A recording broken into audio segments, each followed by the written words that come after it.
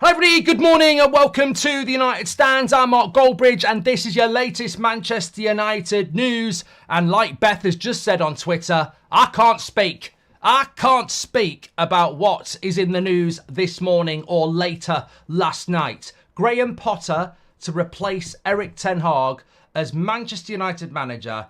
I cannot speak.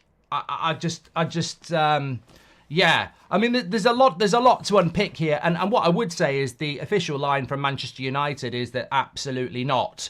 But the story is that Sir Jim Ratcliffe and Ineos have already held talks with Graham Potter, and they are a big fan of Graham Potter, and they see him as the replacement for Erik ten Hag if Erik ten Hag leaves.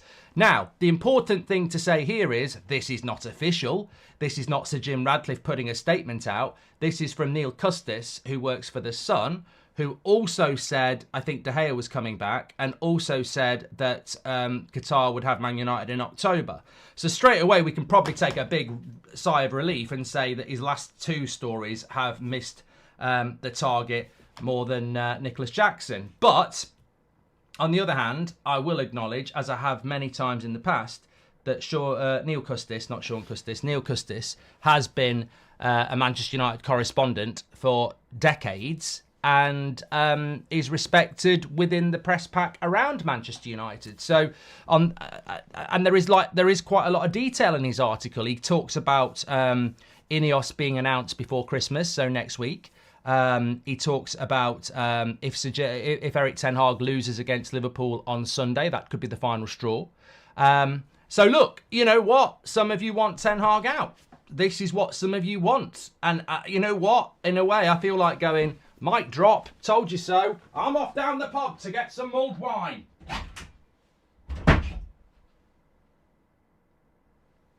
Ta-da! I'm back. Imagine, I should do that one day. Just leave it streaming and see how many people are there when I come back an hour later. But this is exactly what I'm talking about. This is the mic drop moment, because you may not be happy with Erik ten Hag. You may not want Erik ten Hag. But why on earth would you think the grass is greener? You know what? If you're in your garden and you're a bit fed up of it, you know, you don't like the grass, you're not happy with the flowers, you haven't got a hot tub, and then somebody says, if you jump over that fence, you could be jumping into a pit of crocodiles. No, you're not allowed to have a look first. You could be jumping over a cliff, or you could be jumping in to a garden that's got, a swimming pool full of whatever you want, chocolates, sweets, women, men, whatever, the best party of your life. Are you going to jump over that fence when you've only got a 33% chance that you're jumping into something you like? I'm not jumping. The grass ain't greener. And I tell you what, this is what I mean. Why do we still have fans in our fan base that think the grass is greener? Ten Hag out! Ten Hag out! I can't believe it. I was having this chat with fans the other night and I was saying, look, and Ricky, and I said, look, I take on board you're not happy with Ten Hag. I take it on board completely. But tell me it'll be better when every time we've sacked a manager, it's got worse. So for me, look, the situation, what did I describe it as last night? It's depressing being a Manchester United fan. It's depressing. I can't give you any good news. Stop searching for it. There isn't any. And I think this is the reality the apathy that's in the fan base. People think there's a happy ending. Stop looking for a happy ending. There isn't one. The Glazers own this football club. They've ran it bad for 20 years. Stop thinking there's a quick fix, happy ending. There isn't. If you want to change at this football club, then you better think of how to do it, and you better be in for the long run. Because, you know what? Maybe this is what should have happened 10 years ago, 5 years ago. Maybe everybody should have come together instead of arguing with each other, because it still goes on now. I was on social media last night and I could see Man United fans arguing with each other. I'm like, bloody hell. And you moan about the results, and you moan about why we're not in Europe, and you moan about the Glazers, and you've never come together as one to do what needed to be done. So we're all culpable. We're all culpable. There'll be people on social media this morning after this video going, Goldbridge is a Forest fan, Goldbridge is this, Goldbridge is that. Well, you know what? Goldbridge was quite happy to bring everybody together and work together. So, you know, I rest easy. You know, I rest easy because I know 100% I was happy, as this community was, to work with everybody. Other people didn't want to do it. It's very sad, it's very disappointing, but you know who you are, and you thought you could do it on your own, and you failed. Everybody should have come together, and I think we would have, the Glazers would be gone, but nobody ever wanted to do it. And the door's always open to that. The door is always open to that, but people don't want to do it because they want to ruffle their own feathers. And this is what I'm talking about. You're talking about Graham Potter potentially being next Man United manager. Absolutely not, and I'll tell you why. But big things need to be said about this, because I'm tired of people thinking Ten Hag out, like there's a better plan. Like there's a better plan. It's ridiculous. Of course there's not a better plan. We're still owned by the same people. It's incredible. Definitely feel like the fans have pushed this. Ollie did worse. Van Gaal did worse. And yet Erik ten Hag is still stuck with their purchases, says Slow Sports News. Sir Jim is just a temporary bailout. This club will have to sink further before Glazers and Sir Jim do a full sale to Qatar, says Julian. Well, I think that still could happen in 3 or 4 years' time, Julian. I mean, I think that's a great point. I still think there could be a Qatari ownership of Manchester United in 5, 6, 7, 8 years. I still think that might have to happen. I mean, it's worth considering. What if the Sir Jim and Glazer relationship doesn't work and they both have to find a way out? I think the Glazers will be loving how the heat is off them. Exactly, Phil. Brexit FC, Potter is a great coach. He will sell Bruno and put Mount at number 10. More control over games. Bruno is the common denominator problem, says Majak. Sounds like the media are starting to choose our next coach, and if Potter somehow becomes our new coach, we might as well accept we are a mid-team, says John. Gems has messed it, has gifted a membership, and we'll lose 6-0 at Anfield with Ten Hag and Onana doing breaststroke on the pitch after the match is over, says Colin Felix. I think there's some cracking comments there. Keep them coming in, but I think the one that resonates with me most this morning is that this is sacking by media. You know, even if you like, let me just tell you the story again. So apparently, according to Neil Custis, Man United, Sir Jim Radcliffe are already spoken to Potter, wants him to replace Ten Hag. If Liverpool result is bad, Ten Hag could be sacked. Ineos will be in by next week.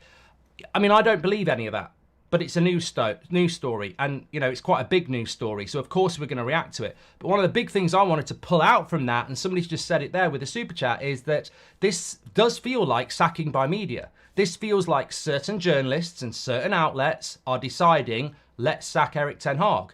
I saw somebody say last night, and they were absolutely spot on. Newcastle are out of Europe, bottom of their group, with 5 points. And they are below Manchester United in the league. And Eddie Howe has been at Newcastle longer than Erik ten Hag has been at Manchester United. There are no calls for Eddie Howe to get sacked. In fact, Eddie Howe is a genius. But Erik ten Hag needs to go. He's been there less. He's higher in the league. He's finished higher in the league. He's won a trophy. And they're both out of Europe. One's a genius, one needs to be sacked. One's got multi-billionaire owners backing him, the other one's got Glazers behind him. Tell me I'm wrong. Tell me I'm wrong. What is the difference between what Eddie Howe and Erik ten Hag are doing? In fact, I think Eddie Howe's job's easier because he's actually got the backing of the media, billions in the bank, Saudi Arabia loan deals coming in 3 weeks' time. But yeah, this does feel like sacking by the media to me because, you know, this is how it works. And the thing is, as fans, we know how it works. We know how it works. It happened with Van Gaal. Van Gaal didn't get sacked till May, but Jose was the next manager at Christmas. And it makes people think, oh, I like that manager. I like that manager. I wouldn't be surprised if Potter's the fall guy. I wouldn't be surprised if this is the press putting Potter out there, so everyone goes no, and then they'll put Zidane out there, and everyone will go, oh, yeah. I just think we're manipulated. I've said this for years. I think we're being manipulated. I think we've always been manipulated. I think, you know, when we got beat 6 years ago, Gareth Bale was signing the next day, or Ronaldo. This is what happens. I think this is the drip effect to move us away from Ten Hag and basically sack him in the media, and then we're waiting for it to happen in reality. I can't believe that some of the fans are so short-sighted, says Andreas. Celtic performed better than United in the Champions League, says Qatar. What Kieran McKenna has done at Ipswich is incredible. Surely must be top of the list. Absolutely not, Jay. And I just want to say, look, Kieran McKenna, Michael Carrick and Ole Gunnar Solskjaer at Man United was shit. Absolute shit. And that's not my words. That's the words of about 8 players who fed it out to various people that the training was absolutely terrible, right? What Kieran McKenna did is he went to the level he needed to go to. What Michael Carrick did is he went to the level he needed to go to. And what Ole Gunnar Solskjaer did is where he needed to be. No one will give him a job. Michael Carrick at Middlesbrough is learning the game and doing fantastically well. Kieran McKenna's doing even better. what he's done with Ipswich, top of the, they're going to get promoted. Absolutely brilliant. But Kieran McKenna can't be given the Man United job just because he's top of the Championship or second in the Championship. That's another mistake. That's another sentimental mistake. He's got to manage in the Premier League before he gets considered for a Man United job. You don't give Kieran McKenna the Man United job just because he's second in the Championship.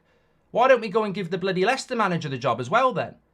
This is it. It's just naivety. It's fucking Christmas, isn't it? Everyone's pissed on mulled wine. What are you talking about? We're Manchester United. The news is terrifying, says Ray Carl. I'm fed up of this flip-flop approach. Oh, Kieran McKenna's doing really good.